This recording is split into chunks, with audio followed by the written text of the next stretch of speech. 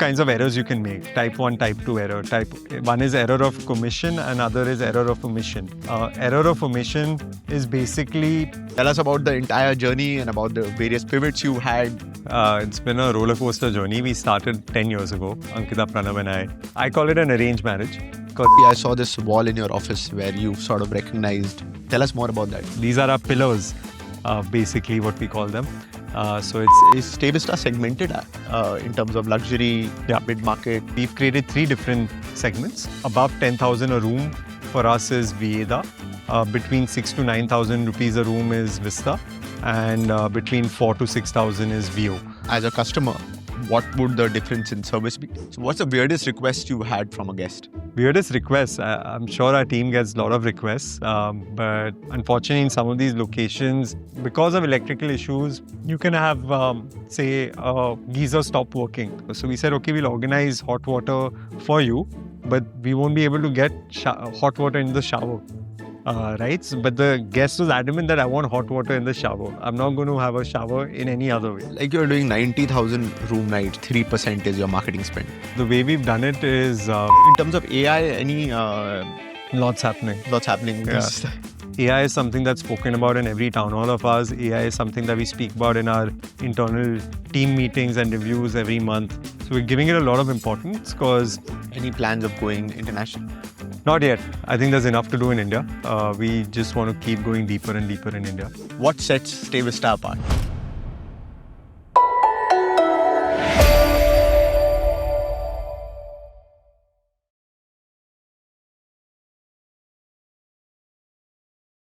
We'd like to welcome Amit.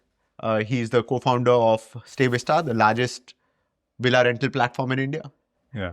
So Amit, tell us about the entire journey and about the various pivots you had and how you reached. Yeah, thanks, Anant. It's been a roller coaster journey. We started 10 years ago, Ankita, Pranav and I.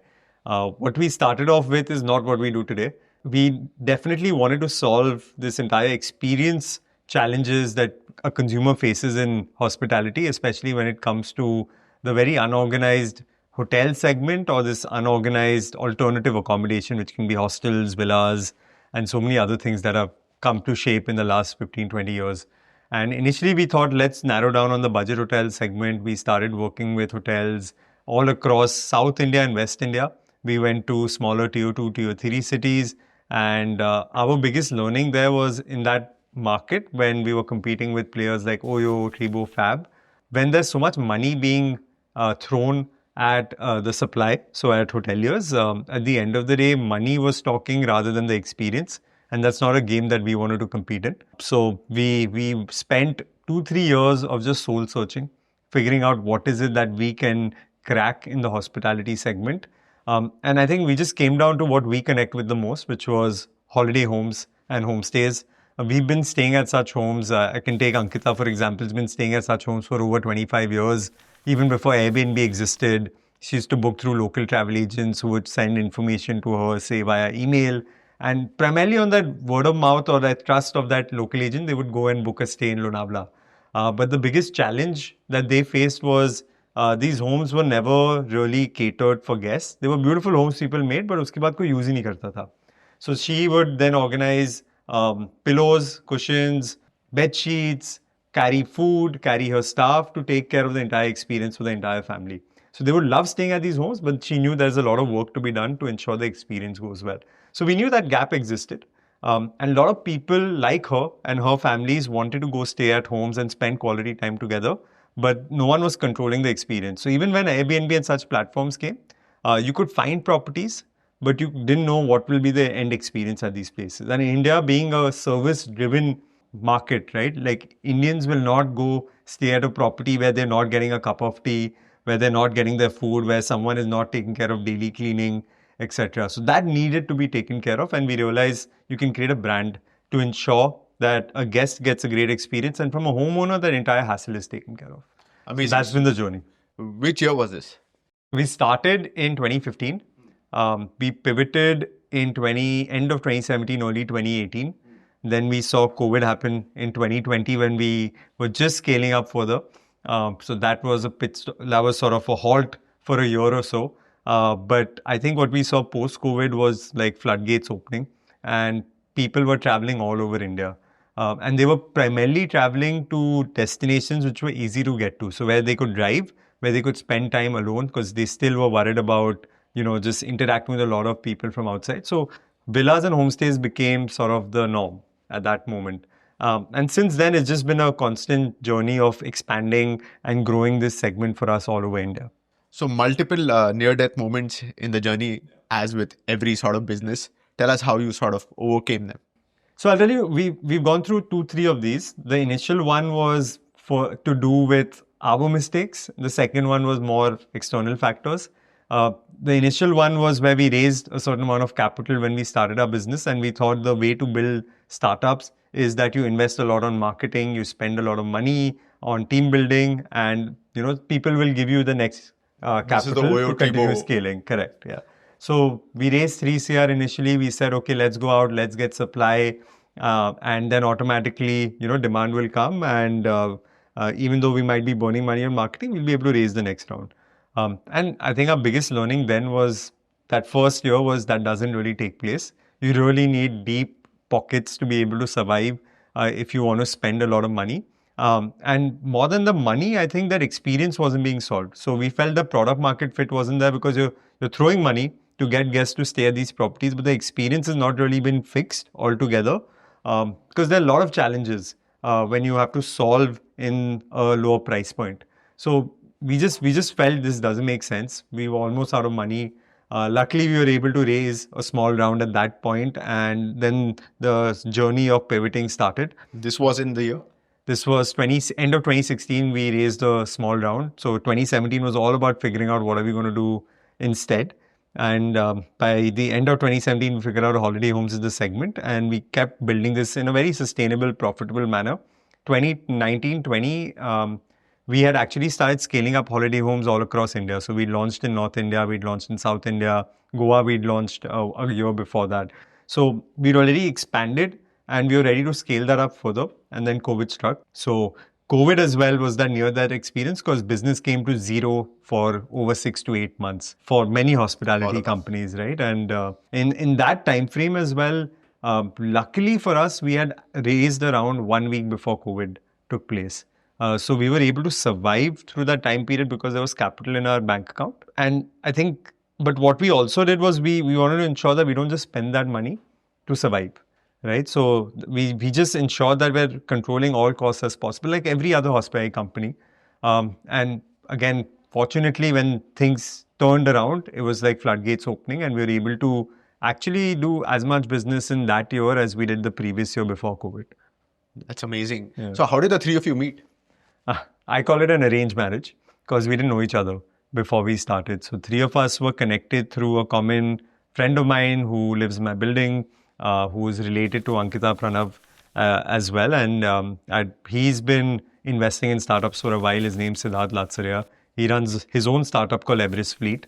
And I think he just went to him to, just brainstorm ideas. And he just said, okay, like, there is a lot you can do, but like meet Ankita Pranav, just figure if you all can work together because the team is more important than the idea. So that's what I started working on, is figuring out whether Ankita Pranav and I can work together. And fortunately, 10 years later, we can still work very well together and we're still on this journey together. That's amazing. And how do you sort of divide the verticals between the 3 of you? As founders, you pick up whatever is thrown at you. But over time, whatever we take up, just keep shuffling.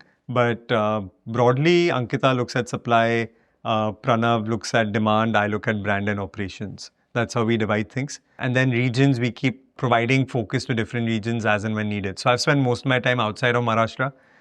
So I've spent more time in North India, South India, and our expansion there. In Maharashtra, Pranav's looked at it, Ankita's looked at Goa expansion. So that's how we keep like shuffling in regions as well. Amazing. So wanted to know if you can just give us a little broad overview of the industry, how it stands in India, your market share within it. So just this entire holiday home segment, it's been a very fragmented market. Initially, people would list their properties on platforms like Airbnb, MakeMyTripBooking.com. What has taken place over the last 10 to 15 years is that, and what led to this opening up of this market was brands such as us started managing these homes. So what we saw was once we started managing these homes, there was higher trust amongst consumers to come back and stay frequently. So if they had a great stay, they'll come back and they'll refer other people as well. The second thing, what we saw from the supply point of view was a lot of guests would never give out their home because they didn't want that hassle and headache of doing this. So they never thought of doing it. They're like, why take this risk? So once they started hearing from their references, their neighbors, hey, I've actually given out my property to a StayVista. You should also consider doing it, and you have to do nothing. They'll take care of everything. That trust started building on the supply side that I can give out my home. So most of our supply, even today, over 50-60% of that supply was never given out before. So homeowners have opened up to the idea of giving out their home, and that's expanded the market further. So today there'd be over 300,000 odd homes that are being given out in India. And this is growing. If you look at just the new supply that's getting built out in this market, that's over 30-40% growth taking place in this supply. So 300,000 homes is listed on Airbnb? Yeah. That's a crazy number. I would never imagine. Yeah. So a lot of homes are being given out. And from a organized point of view, branded point of view, it's still such a small market, right? Like all of it put together won't be beyond 2,500 to 3,000 homes that are actually branded by some player. So 10% is what's branded today and consolidated. Everything else is fragmented today. That's unreal. So the opportunity is really, really large. Yeah. So if you had to, so the industry is what, about 3 billion in India? Yes, that's right. So now let's take 3,000 homes, right? So you are effectively 33% of the market. That's right. And in terms of revenue? So revenue as well, we're at a run rate of over 200 CR now. So I'm assuming it'll be similar, 30-35%. But last year you closed FY25 was around 200 crores? Yes. So in terms of your major competitors, so let us say there is Saffron Stays, there's Ama, there's Elevas, there's Lohono. So what percentages would you assign in terms of Yeah, so I think what you'll see is today we've crossed 1,000 properties. If you combine all of them, they'd make up roughly about 1,000 odd properties. And there are multiple other smaller players who have 50 properties, 100 properties. So it's still a growing market. Everyone's expanding in this market because there's so much to capture. But so I think Saffron might be around 300, 350. I think Elevas might be somewhere similar to that. Ama might be around 100, 150 properties. Lohono might be around 75 to 100 properties. What sets StayVista apart? I don't know. I think everyone's doing a great job in this segment. Everyone's making this market together. That's how we see it because it's just a market which is growing, right? So everyone has to put in that effort to make this larger and at the end of the day, better for a consumer. So for us, I think that focus has been very simple, that be close to the ground. What that means is that we keep wanting to build deep clusters in every location that we work in, which means there are a lot of people on ground who are working closely with whether it's the consumer or whether it's our homeowners to be able to assist them, whether it's with services for a guest or whether it's maintenance of a home. So just being able to focus on that is, I guess, what we continue building on. I was seeing like you have things like pillow menus, which as a luxury hotelier, we struggle in some of our properties. And I don't know how many properties have you sort of run this through, but you're going down into so much detail. So how much staff do you have to run this 1,000 villa operation? Yeah, so it's a combination of two types of stuff, actually three types of stuff, I would say. First is on-site at property. On average, if you look at it, like a 4-bedroom or a 5-bedroom house will have at least 6 to 7 staff over there, which includes a cook, a helper with that cook and the housekeeping service team. Then after the on-site is your on-ground, which is your supervisors who are going to audit properties. There's a stay experience manager who's in touch with the guests to ensure that their stay goes really smoothly and anything else that they might need. Most people come to these villas to celebrate, whether it's a birthday, anniversary, reunion. So they'll want something beyond just coming and staying at the property. So providing that end-to-end experience to the guests. And then you have your property maintenance teams. So those on-ground teams are super critical to enable and support our on-site teams.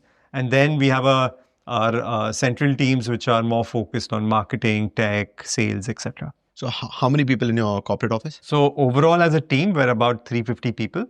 And then in our properties, there would be roughly about 4,000 odd people, 4,000 to 4,000. And they are all on your payrolls? No. So the way it's structured is that they're on the payroll of our homeowners primarily. and on site. So any staff on site is on our homeowner's payroll. Anyone who is at our office or in our, they are basically on our payroll. So this is slightly different from the way the other operators operate. It's a mix. Like some people have it in this manner, some people have the staff on their own payroll. It's been done in both manners. So can you take us to the unit economics for StayVista and for the homeowner? So the unit economics for a homeowner, let's start with a home on average does about 2.5 lakhs of sales. Out of that 2.5 lakhs, roughly the homeowner takes 70%, we take 30%. In that 70%, the homeowner, because if the staff is on their payrolls, the cost of the salaries of the staff, the electricity bills, laundry, any OPEX costs are taken care by the homeowner. In our 30%, we're responsible for our supervisors, our property maintenance folks who visit properties, our sales team, marketing, etc. Amazing. So the homeowner is effectively earning about what, 70, 80,000 rupees a month? That's right. They'll be making about 1 lakh a month post all expenses. Plus they're of course saving on the costs of maintaining the house. Correct. So they'll take up roughly about 40% is what they take, about 1 lakh. The 60% is to take care of all the expenses of running the property, marketing, etc. But this obviously doesn't work across the board, because one big challenge which I see is that as you sort of scale this for the entire industry, right? The occupancy of most of the homes must be very limited. Yep. And so which are the biggest markets for you and what is the share? So first, in terms of markets, how do we structure it is we look at them as getaway markets or holiday markets. So getaway market is places where people go to from key metro cities. So from Bombay, Delhi, Bangalore. So from Bombay, your getaway markets are Lonavala, Alibag, Karjat, Nasik. What we see for getaway markets, people are generally going there on weekends. So weekends is where you're driving or striving towards 100% occupancy. Your weekdays are additional that you're trying to do. Then you have your holiday markets where people from all over India go, whether it's Goa, whether it's Kashmir, whether it's Himachal, Kerala. There also we've seen two kinds of markets. One is seasonal and one is throughout the year. So Goa, what we've realized is a throughout the year market. People are going there on a regular basis. So there the occupancies are much higher. It's not just weekends. You'll have occupancies higher on weekdays as well. But if you look at a market like Manali, there it's very seasonal. During your summertime, you might have, almost 80-90% occupancy on 2 months, which is your May, June. But the other months throughout the year, it'll vary from 10% to even 25% occupancy at that level. So you got to ensure that you're able to manage your operational costs at that occupancies as well. And what is your average purchase price? Our average purchase price, average nightly rate is roughly around 25,000 rupees a night for a 3 to 4 bedroom house. And on average, people come and stay for about 2 to 3 nights. Again, depends on the market. Weekend getaway markets are 2 nights. Your holiday markets are 3 to 4 nights. So your average stay value for us is around 60,000 rupees. Well, how does it work? Because that means that you're looking at about 8,000 to 10,000 room nights roughly in a year across 1,000 villas. So this must be concentrated, I think, It's about 4,000 room nights a month. So that must be about 90,000 room nights a year. Correct. So how does that sort of, how do you segregate that? Like you said, Goa would be much higher. So Goa would be trending at 45-50%? Correct. That's right. And overall, what would it be trending? So on average, our occupancy, what we see, average a property does about 8 to 9 nights a month. So that's about 30% occupancy is what they do. That's very healthy. Yeah, I mean, as long as you can meet your weekend market, that's where you make the money. Everything additional is weekdays. But it's extremely healthy because it's not easy to do this at scale. And especially the fact that you're doing it across regions. So how many cities are now? So we call them 11 clusters. So these clusters have a leader for each of those clusters. And in each of those clusters, there might be multiple cities. So for example, for us, Himachal is a cluster. In Himachal, we have over 4 cities that we focus on. So 11 clusters and about 45 to 50 cities that we're across. And the highest concentration would be Goa? No. So the highest concentration for us is in Maharashtra, which is roughly about 350 odd properties. Goa is close to about 100 properties for us. So West India makes up about 45% of our business, but it's very distributed for us now. So North India makes up another 30-35%. South makes up about 15-20%, and rest of India in few pockets we have about 10-15%. Any plans of going international? Not yet. I think there's enough to do in India. We just want to keep going deeper and deeper in India. India, I think, as a market, like there's so much more to do. We still feel we just scratched the surface, right? Like just look how unorganized this segment is. So from a customer experience, there's so much to be done. And there's so much more to be done in this entire unorganized alternative accommodation segment in India. So hotels are there, but what consumers are preferring is non-hotels as well over time, right? Or actually they want a hotel-like experience in not your typical hotels. I think something that you guys are doing fabulously at Brij as well, right? Like it's giving them more authentic experiences. So what could be those segments we can further look into? I think we're constantly thinking about what more can we do for Indian travelers. So any new verticals you're going to be launching in India? So we already launched something in Delhi called Vista Residences, which is primarily we want people to feel at home wherever they go. So it's for business travelers. We felt, can you give them environments that just feels like home for them? So that's gone really well as a launch, and we're further expanding on that. Other than that, in leisure markets, we just want to keep building depth. So other than going to villas, we've seen people wanting to experience different forms of stays. So we've launched glamping sites in locations all over India. So that's the other segments that we're looking at today. So the residences segment will open up a whole new vertical because then you're competing effectively. Is this in Gurgaon? Yes, it's in Delhi, in GK, and we have in Gurgaon as well. So this is you're effectively competing with all corporate hotels. Yeah, yeah. So this opens up Yeah, it's a different segment altogether for us. Yes. Definitely very different. But I think at the end of the day, we just want to ensure that, we don't want to compete in, just being a room. We want to ensure that people feel they're staying in a home. So that's the USP that we'll keep building on. So you're doing 90,000 room nights, 90,000 odd room nights in a year. You've got, I heard somewhere in one of your podcasts that 3% is your marketing spend, which is amazing. Like, I'd like to learn more about it. No, I think it was a necessity at a certain point that we couldn't spend, right? So those constraints made us work. We had to work with those constraints. So that made us limited with our marketing spends initially. And maybe we've been able to just, crack a few things because of that.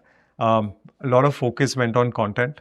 And I think over the last 7-8 years, actually our marketing team is our photography team. So they are the ones who are constantly going out, capturing more content. And that has got us a lot of awareness at a top of funnel level.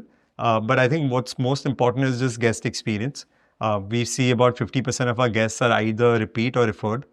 So that guest is coming back constantly and telling everyone else about it. Because when you're going on a holiday, you'll talk about it to everyone, right? Everyone will ask you, "Kidhar gaye the aap? How was your holiday?" And you'll say, "Oh, I went here, it was really good. You should check it out." So I think that's really helped us. That's crazy. So do you have like a property management system where you track this repeat guest? Yeah. So every guest, like there is information captured on who stayed with us, who went with them, what did they prefer in terms of their food, where were the previous stays. So even when the sales team is talking to someone, they know where they stayed previously. So they know the kind of properties they prefer, what price point they book at. So even the ground team, when the guest is checking, they know, okay, what else they might have liked eating previously. Still building on it. I think we have some basics in place, but we feel there's a lot more you can do with it. So this is your own PMS? Yes, internally built. That's amazing. And so are you building out some other technology as well for the homeowners, etc.? So I think technology for us is an enabler. People are the most core asset in hospitality, and we just keep thinking about what can support them. The second thing for us is, we're basically a fragmented hotel or just a completely broken up hotel. So that makes our operations more complex. So how do we actually ensure that just the hospitality standards and SOPs, which frankly we still keep learning from the best hospitality experts out there, that how do you ensure consistency? How do you track, monitor things? So we just keep looking at how to utilize technology for that. So if it's a homeowner, how do we give them access to every booking, analytics on how business is going, reviews of guests? So all of that helps them learn and understand, how are they performing? How are we performing for them? For our ground team, it's all about how do we ensure that they have all the relevant information to deliver a great experience to a guest, or how do we ensure that every detail of a property is being captured so that, anything that needs to be fixed is taken care of. And similarly, sitting in office, like we should be able to track and monitor things from here itself. So there's lots that keeps happening, but I would say a lot of focus is on ground. So this marketing, I want to deep dive further into this because I think that you are way ahead in terms of Insta followers, etc., than your competition. So how big is your team? Who's heading this piece for you in terms of the founders? And does this 3% include the performance marketing spend? Yeah, it does. And what is the size of the marketing team, if I may ask? So I think for us, the way we've done it is there's a brand team and a marketing team that works closely together. The brand is the custodian to ensure that the way we communicate is, very focused on that. And the marketing team is thinking about how do you get that awareness. So these two teams work very closely together. As I was saying, for us, we realized very soon that marketing is all about content. And for us, especially, it's every property is unique. So every property is actually gunpowder for us to shoot, and it sticks with people. It adds to their bucket list of places they like to go. So we look at marketing from the lens of our photography and video team that's going out and creating content. That's a very important team for us. Other than that, I think from growth marketing, everyone does their Google ads, Meta ads, SEO, all of that I think is just a norm. There's nothing like new or different that we're doing there. I think what's just the focus is on that repeat and referral of guests. So what are ways in which we can keep engaging with our guests? Our team has been able to do a very good job in retention of guests. So just that constant communication engagement is something that they keep focusing on. That's amazing. So which channel works best for you? So apart from repeat and referral, which is amazing, like 50% that's a large portion, right? Does Insta work better for you? Does Meta or does your own website? And if you can just share some broad percentages. Yeah. So 70% of our business comes directly. That 70% is either through our website or through our contact center where they pick up calls or they'll chat with guests. What we saw initially as well when we started this business was that people want to speak. They don't want to just chat with someone. And that was the gap that we realized we could fill versus what an Airbnb was trying to do is like just transact online. But that trust was lacking in India. So we started just communicating with guests on call. So maybe initially our conversions used to be about, Airbnb would give us say 60% of business, 40% would happen on call. Now what happens is 70% happens directly. Out of that 70% also about 50-60% is now happening on website and 10-20% happens on call. Because people have got accustomed to the brand, they've started trusting the brand. So the call is very important for a new consumer, but for an existing consumer, now they'll just go on the website and like pick properties that they prefer. So where does the discovery happen? Is it happening through Google Ads? Is it happening for the new customer? Yeah, so discovery for us is primarily, say, if it's a completely new consumer, other than the repeat and referral as you spoke about, it's happening a lot on Google. So just travel is a segment which is very search driven. So Google is a very important part of that. Like I think if you look at like Google's biggest spender across the world is Booking.com, right? So it's a very important channel. So just to understand, because for the smaller villa operators, right? So would their rupee be better spent on Google or on Insta? Because people always tend to spend more on Insta. Yeah, I think, interestingly, I think it comes down to basically the quality of website and technology you've been able to build. If you've been able to do that, then leverage Google.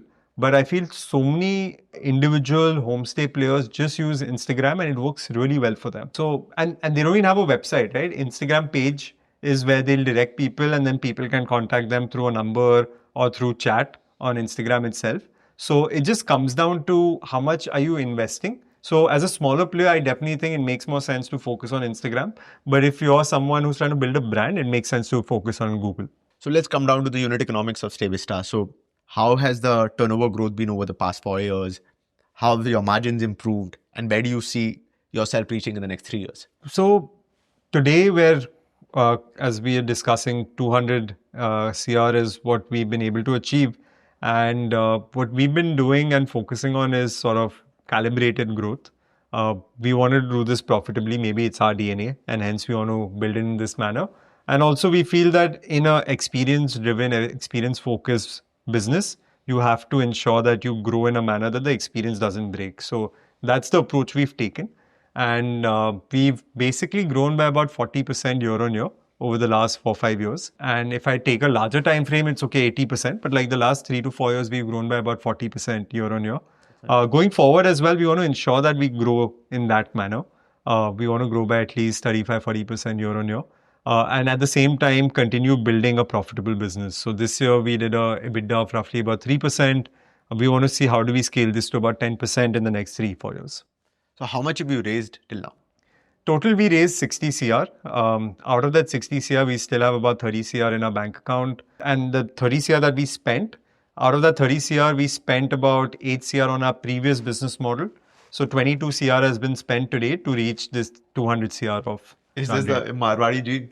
Possibly. I think all three of us have this Marwari Gujarati gene in us. So maybe it's that. But at the same time, I think it's just our learning on just the experience piece. Like you can't just spend on it to like suddenly scale up and control experience. You need to do it in a certain controlled manner. So your competitors are raising large sums of money. Yeah. One of them also being AMA, right, which is part of IHCL. How do you see it shaping up, and why do you think that let's say a Elevas or a Saffron Stays or a StayVista will succeed in comparison to a AMA? Good question. I think everyone will build their niche, and everyone will have their focus on the kind of property, the kind of experience they want to focus on. So I feel everyone will succeed, just as you've seen in hotels, right? It's not like one has succeeded over the other. Everyone has done a great job in scaling up in their own way. So that's the same way we see this market evolving. I think at the end of the day, who will win is primarily the person who's able to, just stand for a certain experience. If the brand expectation and reality is similar, that's the person who will win. So even if someone's saying, I will not give you any service, but that's the expectation a guest has, that person will also win versus someone who's saying, I'll deliver everything for you and, actually deliver everything to that guest, that person will also win. So at the end of the day, it comes down to your brand promise and how do you deliver to it. How's your association with Marriott Homes and Villas been?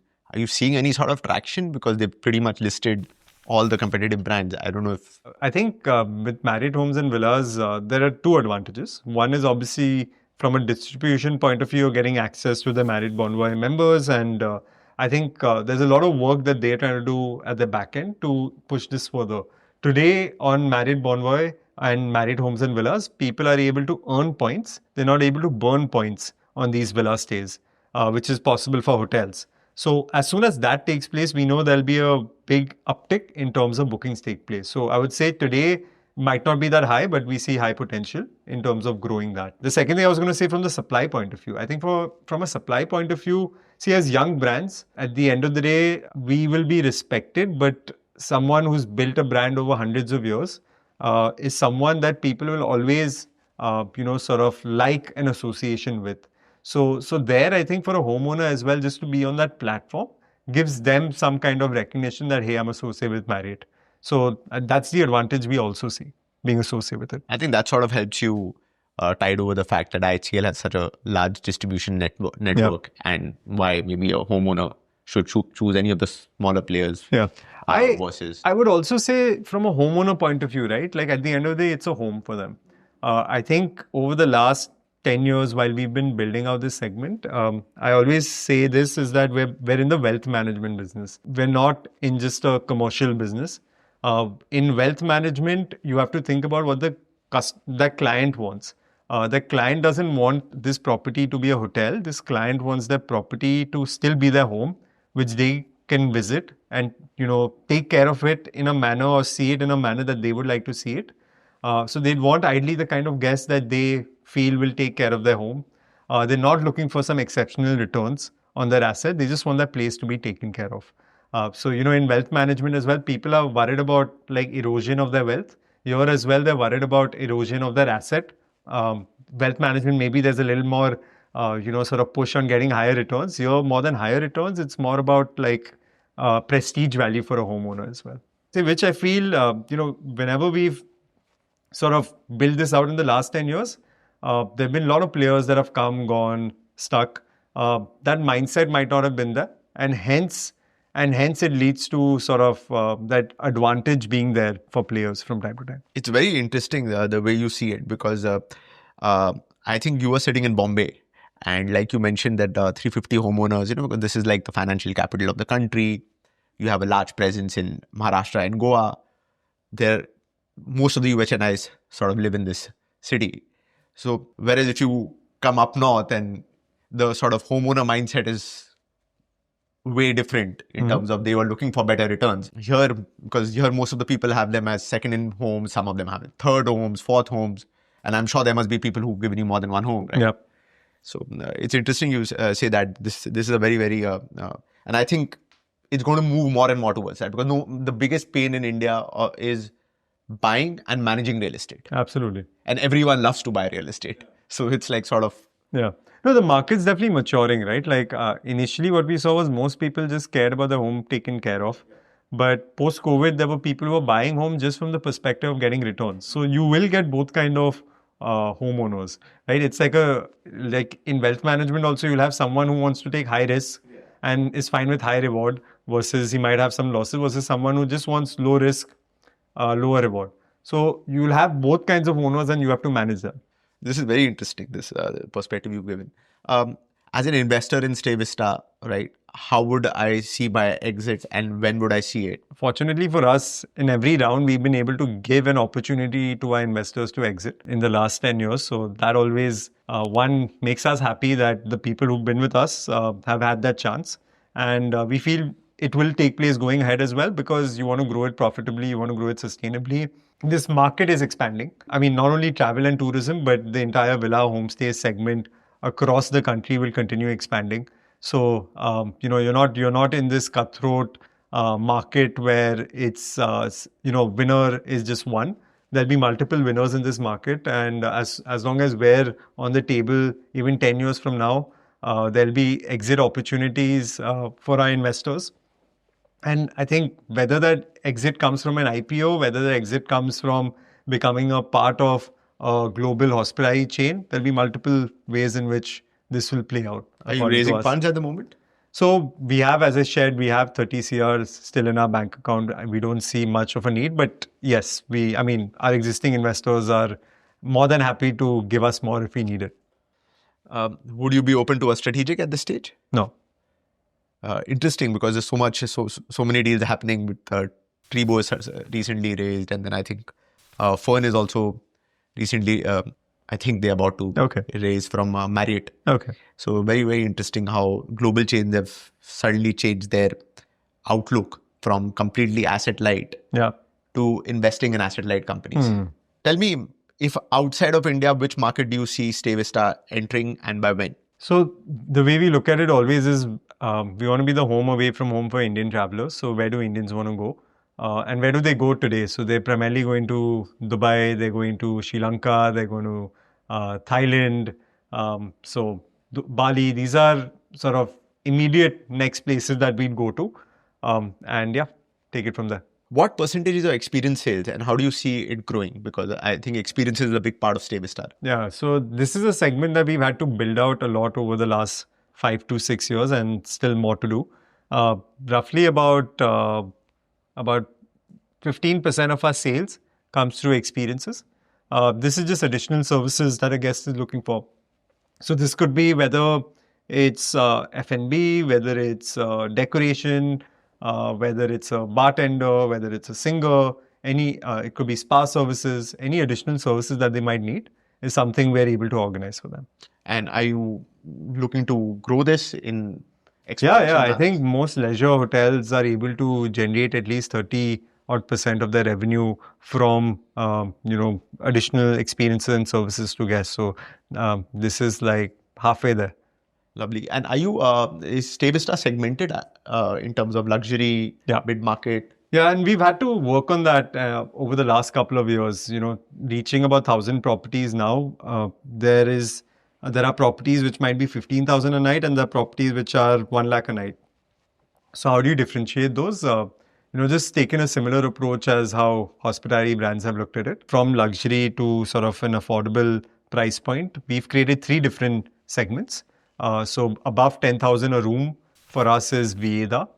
Between 6,000 to 9,000 rupees a room is Vista, and between 4,000 to 6,000 is VO for us. These are the 3 categories. We're not looking below 4,000 rupees a room today. These are the segments that we're building out in. And in terms of as a customer, what would the difference in service be? Yeah.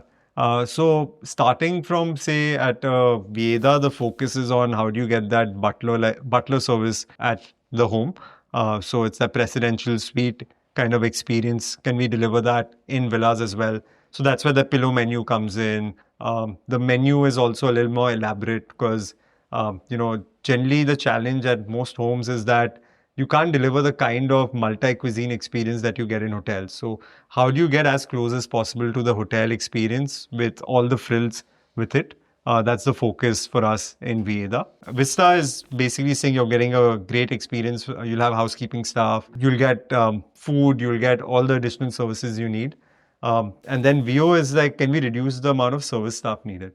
So can we have, instead of having someone, say for example, instead of having in a 4-bedroom house having 5 staff, can we do this with 3 staff? So just looking at ways in which you can optimize what is actually the need of a guest and accordingly providing that. And how would, like in terms of the 1,000 villas, how would they be segmented? Yeah, so about VO is roughly about 20%. Vista is the largest segment, about 70% of our portfolio, and 10% is Vieda today. Amazing. One more interesting thing I saw on your website was that want to sell a villa. So what is that all about? I think all of this happens organically for us, right? A lot of people have reached out to us asking, one, advice on where can I buy a villa? What villa would you suggest that we should buy, which location, etc. And with that, we've seen people in our own network of homeowners wanting to sell the villa from time to time. So we felt that if such opportunities come up, let at least connect these folks. It was all happening offline. And we said, okay, let's just make it a little more visible on the website as well. So that it's even more obvious to any of our homeowners, other homeowners, if they're looking to sell a villa or buy a villa. How do you monetize that? We're not monetizing it today.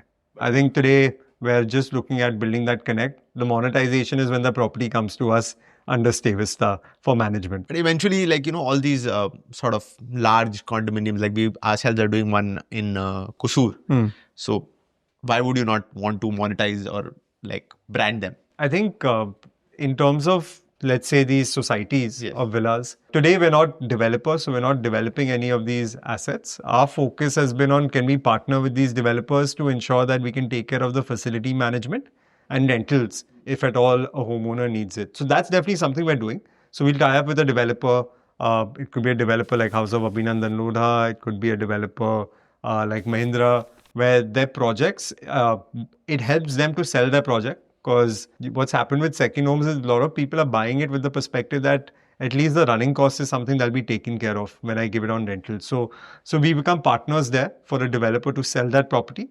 And then post-selling, we'll take care of all of those services. So that's something we do take care of, but we're not actively buying or selling of properties in those societies. Amazing. And what is your, like, if I had to, do you have like a hard-coded number, 5 years you want to reach there? Or is it just like a growth number? Yeah, so today I think we're cross 200. The goal over the next 3 years is how do you cross about 550 to 600 CR of sales, where our focus is primarily how do you cross 10% in terms of EBITDA, right? So profit. So we want to cross that 50, 60 CR profit number in the next 3 years. And the next 5 years, honestly, it's too far ahead. I think hospitality will evolve how it's evolved in the last 5 years. That's what we're looking at today. That's great. So in terms of AI, any... Lots happening. Lots happening. Yeah. Yeah, I think we've actually just trying to, just champion that internally in a manner that we've created a champion inside our organization who said, ki you have to drive AI adoption across the entire organization. So, and we're looking at it across every function, whether it's operations, revenue, whether it's marketing.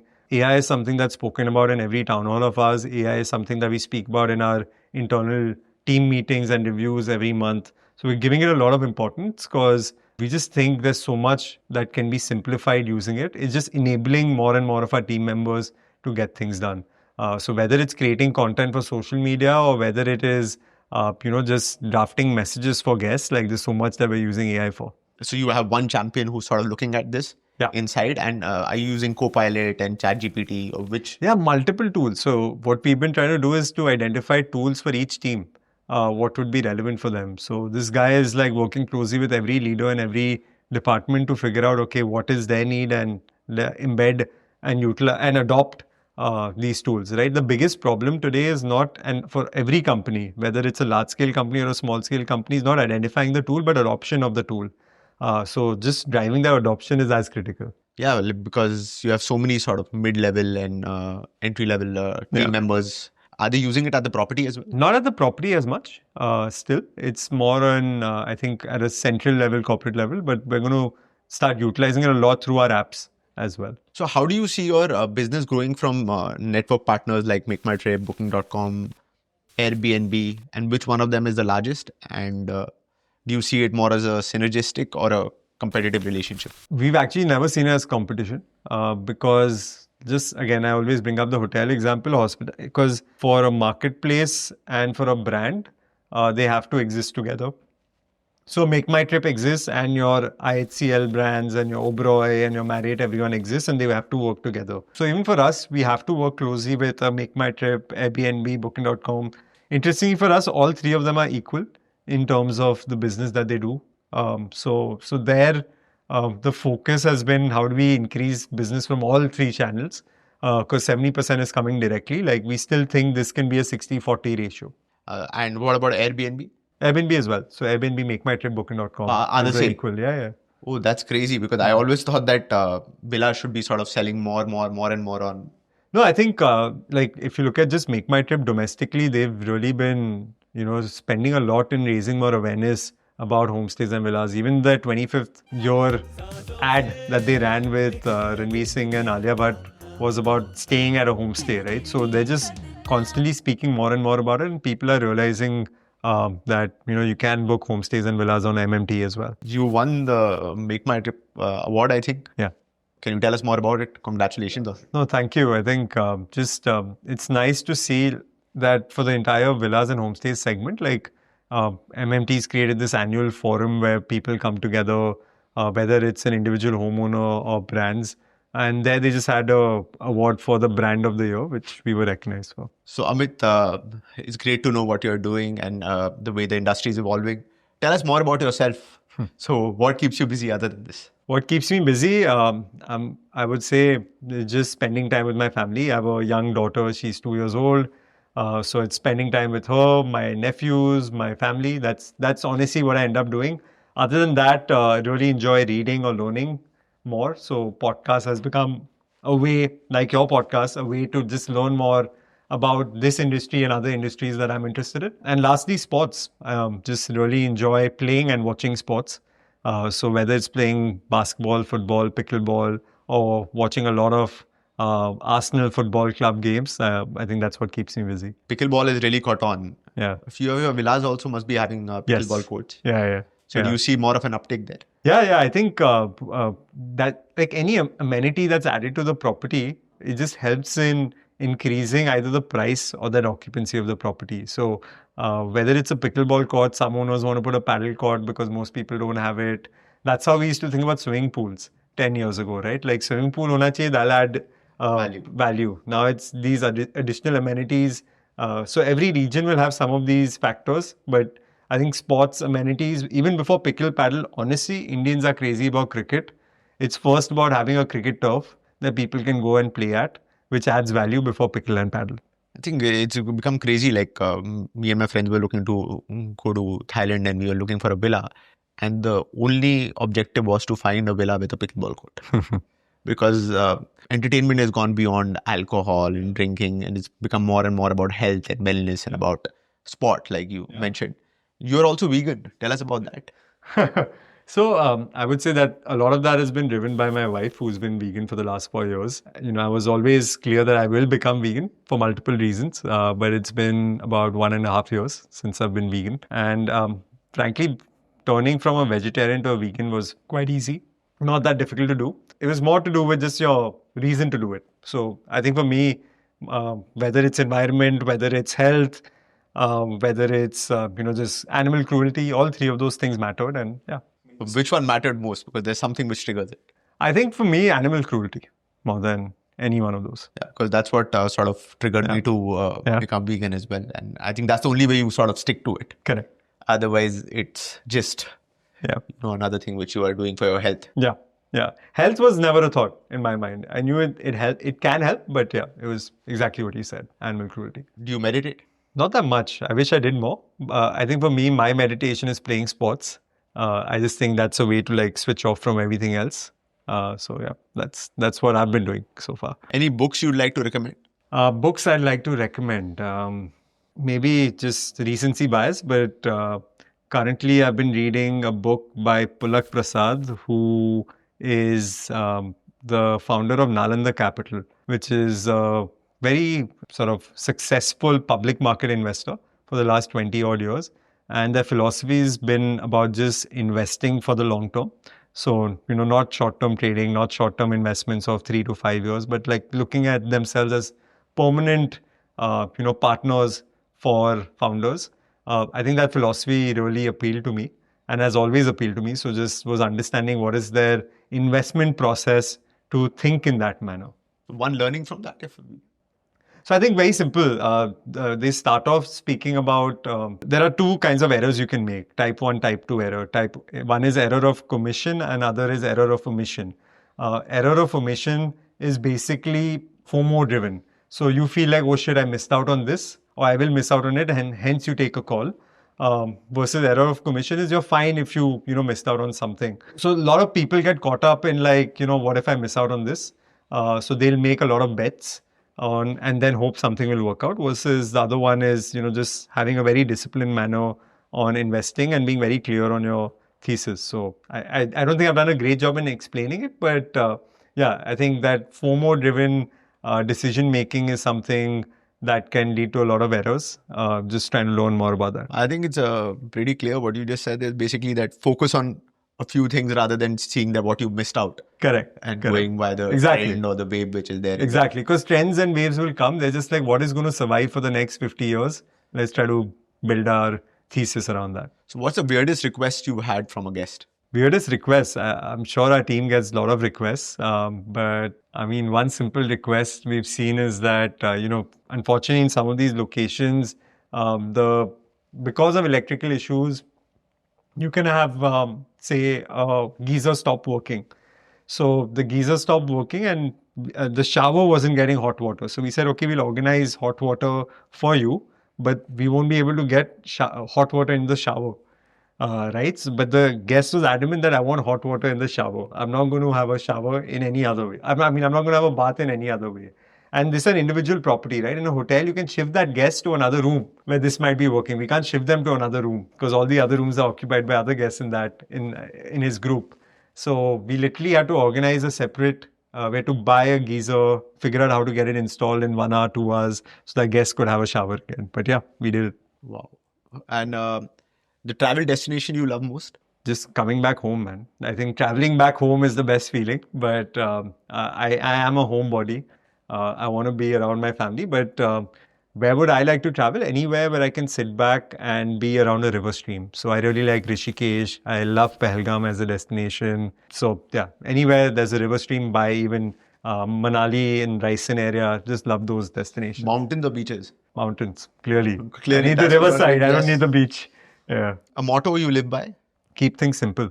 And there's one destination which you haven't visited, which you'd love to visit? Not been to Northeast. So the furthest east in India I've been is Calcutta, which is my mother's home and my wife's home. So definitely want to go further east than that in India. 10 years from today, where does Amit see himself? Where do I see myself? I see myself hopefully working with the same team. That's what I want to see. I think people matter the most to me. So working with the people I enjoy working with who give me energy, that's where I want to be. Lovely. I saw this wall in your office where you've sort of recognized. Tell us more about that. Yeah. These are our pillars, basically what we call them. So it's anyone who's been with us for over 5 years is recognized on that wall. We felt maybe 5 years in initial corporates would not seem like a long time. But today when you see people switching jobs every 1 year, 2 years, 5 years feels like a long time for some of them. And I genuinely feel like if you want to make an impact in an organization, you need to spend minimum of 5 years or so. So we wanted to recognize all of them who've really been pillars of this organization, who have built this institution over the last 10 years. So out of those folks, I think there are about 50 people who have crossed 5 years at StayVista. and about 6 people who've grossed now 10 years at StayVista. So hopefully they'll be there 10 years from now as well. That's amazing. So, I was reading this book by Howard Schultz, the Starbucks founder, and he talks about this thing which he started very early on called Beanstalk. And Beanstalk is basically after 6 months, even as a part-time worker at Starbucks, you have the option to get employee stock options. So how does ESOPs work for StayVista, and how do you plan to take it further? Because in India, like being very, very transparent, especially in the hospitality industry, people do not understand stock options. They think it's just... It's something that we try to talk to our team about on a regular basis. And again, just like investors have a chance to exit or sell some of their stock, even our team members have had a chance to sell some of their stock in each of these rounds.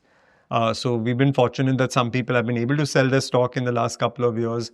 And once they see that paper turns into some actual cash is when it becomes a reality to them. So I think it's just about showing more examples in the organization that they've been able to create wealth through this, is when everyone starts thinking about this as something really valuable that they'd want as well. What percentage of your team members have stock options? So about 12% of the organization. Yeah. So even anyone who's crossed 5 years, like say, for example, even the office staff who's been with us for over 5 years has equity ESOPs as well in the company. So it's something we wanted him to understand, and just told him like, this is something hopefully in the future when you actually, this will create wealth for you. That was a thought. That must be really gratifying. Yeah. What is the valuation, if I may ask, in the last round? I'm sure it must be. Yeah, so I mean, in terms of valuation in the last round, which has been a long time ago. When was that? That was about close to about 2.5 years ago, 2.5, 3 years ago. That was about 220 CR, about 2.5, 3 years ago. Typically in this business, you're valued as a percentage of revenue, multiple of revenue? Yeah, I think revenue is what investors look at. And I'm sure over time, people will be looking at it from a EBITDA point of view. Lovely. And do you see any disruptions happening in this space? I think, again, it's a very early market, right? So it will keep evolving. The way we see it is that there's a lot more that's going to happen in this market. And yeah, there's a lot to come ahead. Just the way people will operate, what consumers might be looking for. Most of our properties are given as an entire to one group. Maybe they'll turn into boutique hotels where people are giving out room-wise. So multiple evolution or, innovation is going to take place in this segment. What do you think in terms of, like globally now, Marriott, Hilton, Hyatt, they're all distribution players. They don't do management contracts, right? So do you see you and your competitors also going down that route and outsourcing the management to a third party? Like in India also, you have third party operators like Nile, you have a few others. Yeah. Correct. So I think it'll always be a mix of both. So you have to keep building your capability in operations and hospitality. So it's not something that'll be completely outsourced. But you'll always have certain partners who you feel are meeting your standards that you can work with. So it'll be a mix of both. In this segment, I genuinely think you won't get enough partners because in a hotel, again, you can manage everything with, like 100 rooms. So you'll have enough staff to manage it. This entire fragmented, decentralized hotel system is not something most players are built for. So at the end of the day, you'll get very few partners who understand how to do it. Just from a point of view, like let's say you might have one person who does the contractually takes up the job of, let's say, your 100, 200 villas in Goa, Elevases, Saffron Stays, Lohonos, combines them. And, like for the contractor, it'd be enough sort of money, even if he's making 10% on the manpower. Agree. Like a facility management. Agree. And you guys sort of just play on the marketing. I hope someone starts building in that manner because today there aren't many people doing that. They're still very focused on hotels. I remember Mohit had one of the gentlemen from Airbnb, he tried to do a startup in the UK about 10 years back.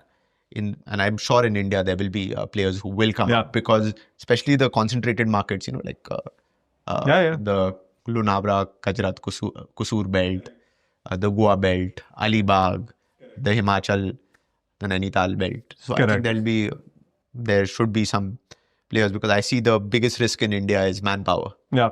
And our business is only about absolutely manpower. Absolutely. That's interesting. Yeah. Lovely. Thank you. Thank you so much. And it was a pleasure speaking to you. Thank you. Thank you. Thanks, Anant. Thank you, Amit.